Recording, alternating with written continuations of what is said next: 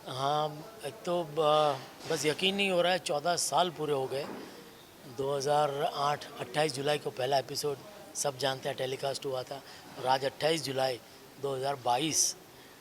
मतलब भगवान की इतनी बड़ी कृपा हम सब पे है कि आज 14 साल पूरे होने के बावजूद भी ये शो अभी भी चल रहा है।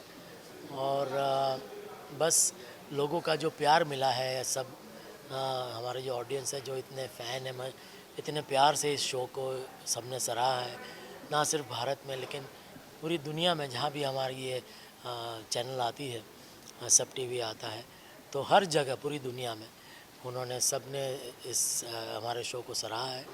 तो उनका तहे दिल से शुक्रिया। और बस इसी तरह आगे भी हम आपका मनोरंजन करने की कोशिश करते रहेंगे। बस आप इसी तरह हमें अपना प्यार देते रहिएगा।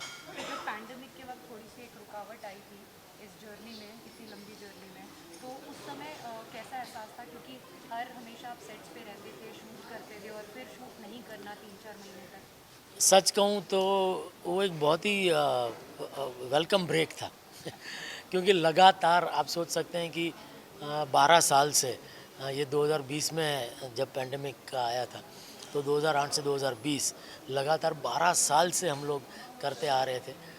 तो शुरू में तो थोड़ा सा हमें ये लगा कि चलो थोड़ा इसी बहाने थोड़ा सा आराम मिल गया, लेकिन जिस तरह से लोगों की तकलीफ़ें जब सुनने को आती थी कि जिस तरह से कितने लोग परेशान, कितने लोगों के पास काम नहीं, जो अपना काम था वो छूट गया, कितने लोगों की नौकरियां छूट गई, कितने बिजनेसेस बंद हो गए।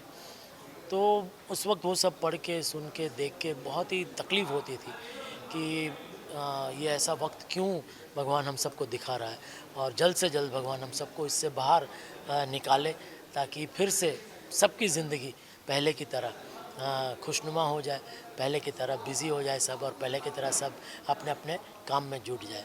तो बस भगवान ने कृपा की, बहुत थोड़े समय के बाद फिर से थोड़ा थोड़ा करके सबका काम शुरू हो गया। सर ऑल्सो इस जर्नी में काफ़ी लोग जुड़े, काफ़ी जुदा भी हो गए। कुछ ऑब्वियसली बात है कि हेल्थ रीजंस की वजह से कुछ। तो आज ऐसे मौके पर जब सेलिब्रेशन का मौका आता है, वो कितने याद आते हैं? जैसे नट्टू काका हो गए, डॉक्टर रॉकी हो गए। सवाल ही नहीं, बिल्कुल। मतलब आज, सिर्फ आज ही नहीं, हम तो हर रोज़ याद करते हैं जो भी हमारे जितने घनश्याम भाई है या आज़ाद भाई है, हमारे मेकअप दादा आनंद दादा, वो भी गुज़र गए पेंडेमिक के पहले। फिर हमारे प्रोडक्शन वाले थे अरविंद मर्चंडे, वो काफ़ी यंग एज में करीब 4-5 साल पहले सबसे पहले वो गुजरे। फिर हमारे प्रोडक्शन वाले एक शिशुपाल जी करके थे, वो भी बहुत यंग, वो भी अभी ये कुछ ही समय पहले वो भी गुजर गए। तो एक ये देखिए, हम 12 घंटे की शिफ्ट करते हैं रोज़ लगातार, तो एक हमारी फैमिली से ज़्यादा हमने यहाँ सेट पे यह फैमिली के साथ समय बिताया है। तो ये भी हमारी अपनी एक फैमिली है।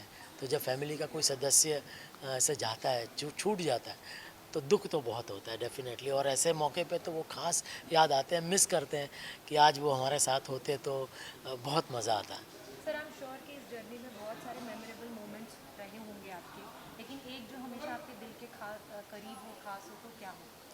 ये सवाल मुझे हर बार पूछा जाता है लेकिन बहुत मुश्किल है इसका जवाब देना, क्योंकि आप समझ सकते हैं 14 साल की जर्नी और 3,500 एपिसोड, बहुत मुश्किल है एक पर्टिकुलर को एक किस्सा याद करके बताना सर हमेशा से आपके कोई भी फैंस मिलते हैं तो कुछ ना कुछ कमेंट्स तो मिलते ही हैं आपको, सभी इतना प्यार देते हैं। क्या उसमें से कोई भी एक कमेंट आप शेयर करना चाहते हैं? सबका बस ये एक कमेंट तो बहुत ही कॉमन होता है, बस यही कहते हैं कि प्लीज़ इस शो को कभी बंद मत करना, इसको इसी तरह चलते रहने देना। मतलब भाई ये तो आप लोगों के हाथ में है, आप जब तक शो देखते रहेंगे हमारा शो चलता रहेगा। और भगवान से हम यही प्रार्थना करते हैं कि जितने भी लोग इस शो से जुड़े हुए हैं, चाहे कैमरे के सामने हो या कैमरे के पीछे हो, उन सब की तंदुरुस्ती अच्छी रहे, सबकी जो हेल्थ है वो अच्छी रहे, ताकि हम सब मिलजुल कर लोगों का और मनोरंजन कर सकें। स्क्रिप्ट, शूटिंग, तो बस हर एक दिन को हमने एंजॉय किया है और सब लोगों ने साथ में मिलकर काम किया है। मेरी तारक मेहता का उल्टा चश्मा की टीम को मैं बहुत बधाई देता हूँ कि हर मुश्किल समय में वो लोग मेरे साथ खड़े रहे हैं। फिर सभी को आप कितना मिस करते हैं? जैसे कि डॉक्टर हंसराज हाथी, फिर नहीं, याद तो आती है। कवि कुमार आज़ाद जो हंसराज हाथी का किरदार निभाते थे, घनश्याम नायक जो नट्टू काका का किरदार निभाते थे, और हमारे प्रोडक्शन के कुछ साथी थे, अरविंद मर्चंडे, विनोद शिशुपाल, हमारे मेकअप मैन आनंद परमार। कुछ लोग इस दुनिया छोड़ के चले गए तो दुख होता है, लेकिन हमें विश्वास है वो जहाँ कहीं भी होंगे हमारा ये शो ज़रूर देखते होंगे, मुस्कुराते होंगे, और उनके आशीर्वाद हमारे साथ है। सर इस जर्नी में काफ़ी उतार चढ़ाव आए। ऑफ कोर्स 14 साल एक लॉन्गेस्ट रनिंग शो कहा जाता है तारक मेहता का उल्टा चश्मा, ऑडियंस को अभी तक हंसा रहा है ये शो। इस जर्नी में आपकी कोई फेवरेट मोमेंट होगी जो आपको लाइफ टाइम याद रहेगी, ये मैं कभी नहीं भूल सकती, तो वो कौन सी होगी? नहीं, बहुत सारी मोमेंट्स है, क्योंकि बहुत सारी घटनाएं हैं जो बताना मुश्किल है कि उसके लिए पूरा एक दिन भी कम पड़ जाए। लेकिन हमारे लेखकों ने हमेशा मुझे साथ दिया है, क्योंकि रोज़ शूटिंग होता है, ये एवरी डे का एपिसोड होता है, तो हमारा लेखकों का भी कमिटमेंट होता है, जो राइटर्स, अगर उनके हिसाब से अगर हमारी स्क्रिप्ट रुक गई तो सब मुश्किल हो जाता है। तो कभी कभार राइटरों ने 24 घंटे तक मेहनत की है, हमारे एडिटर 4-4 दिन कभी घर नहीं जा पाते हैं, क्योंकि इतने सारे आर्टिस्ट हैं, तो हर एक सीन, हर एक का क्लोज, हर एक आर्टिस्ट को एडिट करने में बहुत टाइम लगता है। तो ये सब लोगों की मेहनत है, बहुत सारे इमोशंस जुड़े हुए हैं, और ये सबके साथ है। यानी इसको एक घटना बोलना ये पता नहीं, लेकिन एक घटना मैं अवश्य कहूँगा, जब हमारे माननीय प्रधानमंत्री नरेंद्र मोदी जी ने हमको स्वच्छ भारत अभियान के साथ जोड़ दिया, जो हमारे लिए बहुत बड़ा सरप्राइज़ था। उन्होंने ऐसे ही अनाउंस कर दिया कि तारक मेहता का उल्टा चश्मा की टीम को मैं स्वच्छता भारत अभियान का ब्रांड एम्बेसडर बनाता हूँ। तो ये मेरे सौभाग्य की क्षण थी, और बहुत लोगों का प्यार मिला है।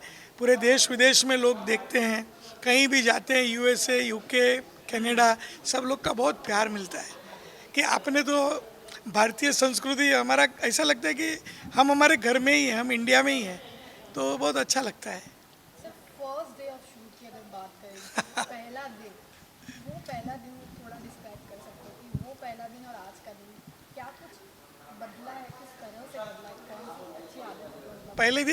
पहला दिन थोड़ी अलग चैलेंज थी। पहला दिन ऐसा था कि वो सीन अच्छा शूट हो जाए, अच्छे से सब कुछ होगा, और आज का दिन थोड़ी अलग चैलेंज है।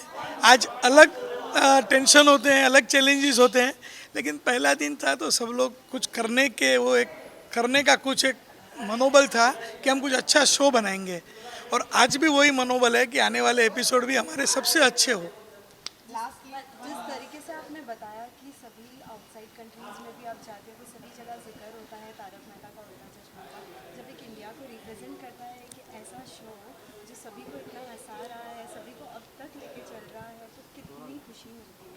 बहुत खुशी मिलती है, इसीलिए हम इसको स्माइल ऑफ इंडिया कहते हैं। तारक मेहता का उल्टा चश्मा मिनी इंडिया है, स्माइल ऑफ इंडिया है, क्योंकि ये शो से सबको हैप्पीनेस मिलती है, और मुझे बहुत खुशी है कि मैं सबको हैप्पीनेस दे पा रहा हूँ। Thank you. सभी के लिए क्या मैसेज है? बस आप सभी लोग हंसते रहो, मस्त रहो, हमें हमेशा खुश रहना चाहिए। भगवान हमको कोई भी परिस्थिति में रखे, हमारे चेहरे की मुस्कुराहट हमेशा रहे। बस आप सबको वही शुभकामना देता हूँ, और आप सभी का प्यार हमारे पर बना रहे। Thank you. बहुत सारी यादों का एक कारवां मैं बोल सकता हूँ 2008 से लेके 2022। ये एक्चुअली आप खुद सोच सकते हैं कि आप किसी शो में आप काम करते हो, मान लो आज 2022 से 28 जुलाई 2022 मैंने एक शो में काम करना शुरू किया, पता चला कि 2036 में भी मैं वही शो कर रहा हूँ। ये मैं प्रेडिक्ट भी नहीं कर सकता था। तो वही बात है कि अगर 2008 में मैं शो में सिलेक्ट हुआ और हमने काम करना शुरू किया, किसी को नहीं पता था उस वक्त। तो हमेशा रहता था कि हाँ यार शो तो मिला है, डेली सोप मिला है, चलो अच्छा है, 1-2 साल देखते हैं क्या है, लेकिन देखते ढूंढना पड़ेगा, दूसरा कुछ तो काम ढूंढना पड़ेगा। एज ए एक्टर ये सोचते थे हम लोग, मेरे जैसे और भी कलाकार है वो सोचते थे। लेकिन 2009 में जैसे वो टर्निंग पॉइंट हुआ कि नहीं, लोगों को कुछ तो इसमें बात नज़र आ रही है। हालांकि तारक मेहता का उल्टा चश्मा का प्लॉट कोई नया प्लॉट नहीं है, ऐसे कई प्लॉट पहले भी आके गए हैं, लेकिन इसका प्लस पॉइंट ये है कि हम सारे कलाकार नए थे उस दरमियान, जो ऑथेंटिक थे। Marathi, Punjabi, Parsi, south Indian, Bengali, Gujarati. तो उस वजह से हर एक भाषा का जो एक जो लहजा होता था, हर एक भाषा की जो एक न्यूसेंस होते वैल्यू होती थी, वो उसमें पूरी तरह से वो उतर आई उस कैरेक्टर में। मैं मराठी हूँ तो मेरे हमारे घर के सीन जैसे होते हैं टिपिकल महाराष्ट्रियन घर में, वैसे लोगों को देखने मिले, तो लोगों को ज़्यादा रिलेट कर पाए। And the main USP of the show is कि आप ऑडियंस रिलेट कर पा रही है इस शो से, कि भाई मेरे घर में भी ऐसा होता है, ये सेम सेम चीज़ मेरे घर में होती है। जो जेठादया में होता है वो कितने सारे गुजराती घरों में होता होगा, जो भिड़े माधवी में होता है वो कितने सारे महाराष्ट्रियन घरों में होता होगा। तो यही सारी चीज़ें हैं, जैसे सरदार और पारसी का संगम, ये कितनी अजीब, मतलब एक विचित्र बातें सुनने में, लेकिन एक सरदार जी और पारसी साथ में रह रहे हैं, उनका लव मैरिज है, एक अपने आप में एक अलग बात है। वेल जब पूरे कास्ट की बात आती है, सभी एक साथ जब एक साथ है, आज बहुत से लोग नहीं हैं, बहुत मिस करते हैं। बिल्कुल बिल्कुल, बहुत मिस किया जाता है, क्योंकि जाहिर सी बात है, आप एक दूसरे के साथ इतने साल से काम कर रहे हो कंटिन्यू, आप रोज़ उनको 12-12 घंटे बातें कर रहे हो, उनके साथ सीन कर रहे हो, अचानक वो इंसान अगर चला जाए तो बहुत दुख होता है। ऐसे हमारे कलाकार हमारे बीच नहीं रहे, हमारे घनश्याम जी, नटू काका जी नहीं रहे, हमारे आज़ाद जी, हमारे डॉक्टर हाथी वो नहीं रहे। लेकिन इसमें चमत्कार भी उतने ही हुए हैं, जैसे हमारे ऑडियंस को सभी को मालूम है कि निर्मल जो हमें अभी हमारे डॉक्टर हाथी थे, वो सबसे पहले एपिसोड में डॉक्टर हाथी की भूमिका निभा रहे थे, फिर कुछ वजह से वो भूमिका नहीं कर पाए, फिर हमारे बीच आज़ाद जी आए, उन्होंने 10 साल तक काम किया, और देखो घूम फिर के निर्मल को वापस आना था इस शो में, क्योंकि उसका भाग यहाँ पे लिखा हुआ था, फिर वो डॉक्टर हाथी की भूमिका में वापस आ गए। तो ऐसे कई सारे चमत्कार इस शो के साथ हुए हैं।